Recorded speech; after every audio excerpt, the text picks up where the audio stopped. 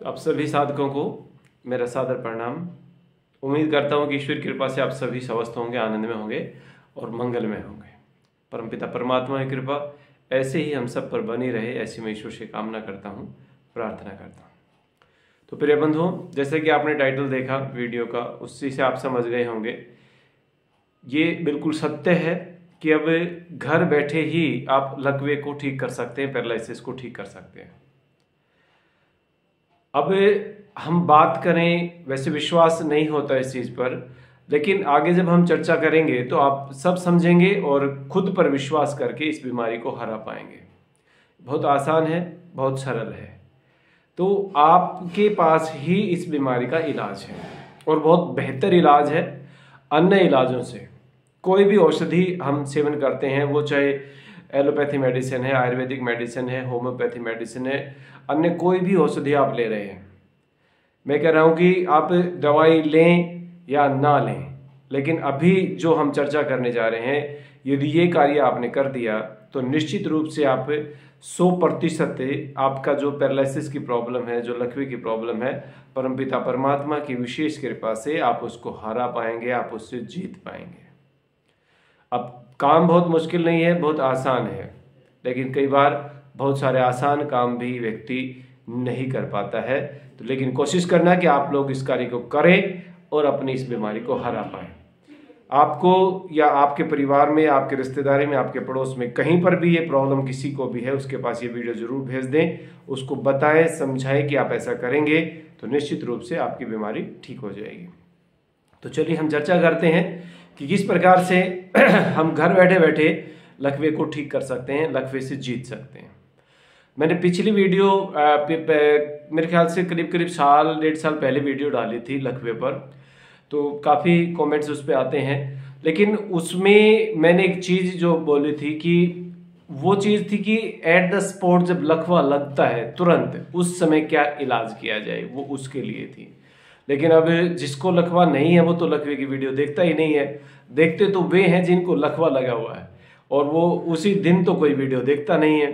तो इसीलिए अब जिनको लकवा लग चुका है वो, चाहे एक्चुअल में क्या होता है कि 24 घंटे तक कोई भी मेडिसिन हम इनटेक करते हैं, चाहे आयुर्वेदिक, चाहे एलोपैथी, चाहे हम कोई भी औषधि आप ले रहे हैं, तो 24 घंटे में वो जितना रिकवर कर देती है उतना हो जाता है। उसके बाद अगले 6 महीने तक रिकवरी फास्ट चलती है।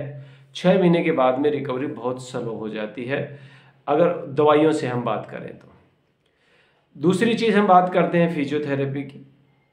फिजियोथेरेपी हम करवाते हैं, एक्सरसाइज हम करवाते हैं, वो बहुत अच्छी चीज़ है, लेकिन उसके साथ साथ आपको अपने मन को साथ जोड़ना पड़ेगा।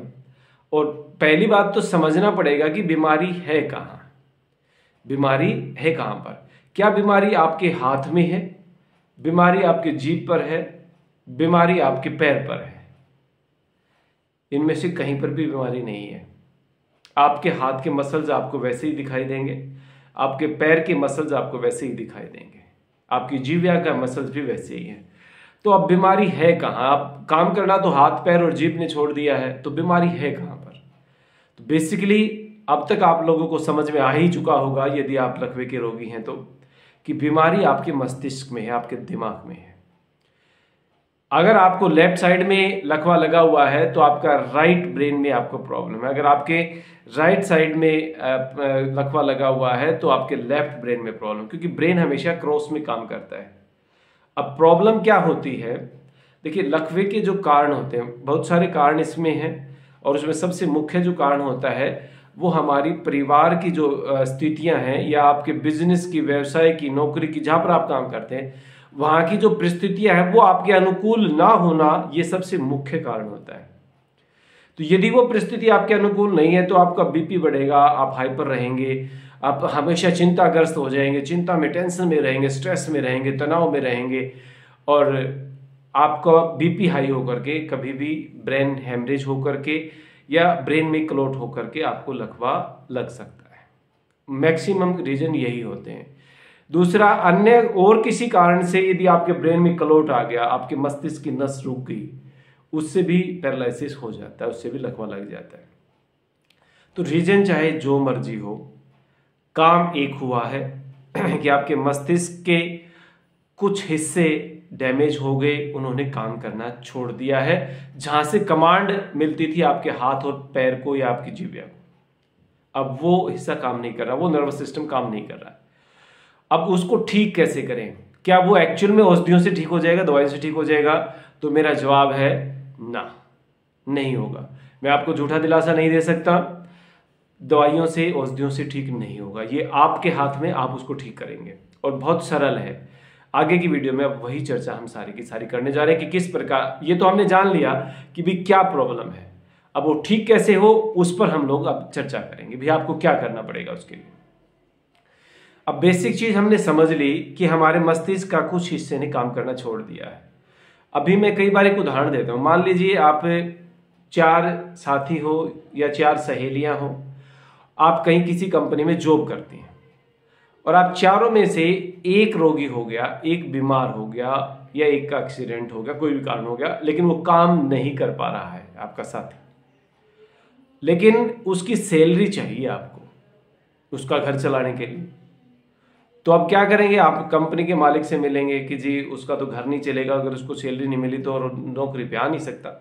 तो मालिक ने आपको, जो भी कंपनी का मालिक है, उसने आपको बोल दिया कि भाई उसके हिस्से का काम आप कर दीजिए, तो मैं तो तनख्वाह दे दूंगा, मुझे कोई दिक्कत नहीं है। तो अब आप तीनों ने मिल करके ये प्लान किया कि भाई हम इस अपने चौथे साथी के हिस्से का काम करेंगे।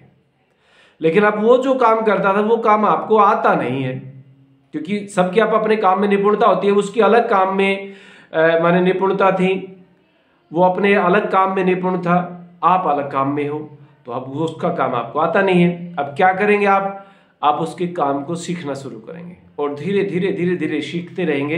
एकदम से ज्यादा नहीं कर सकते पूरा काम उस जैसा, लेकिन धीरे धीरे सीखते सीखते आप वो काम करने लग जाएंगे और आप बिल्कुल परफेक्ट हो जाएंगे उस काम में। बस ऐसा ही होना है।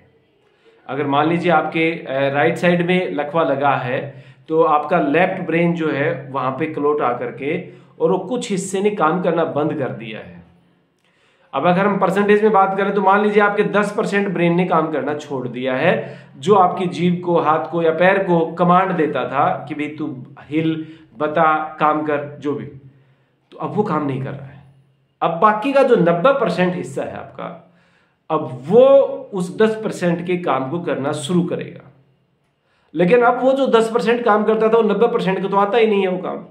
अब वो धीरे धीरे सीखेगा पहले उसको, ठीक है, और फिर वो उसमें निपुण हो जाएगा और 100% अच्छे तरीके से काम कर पाएगा।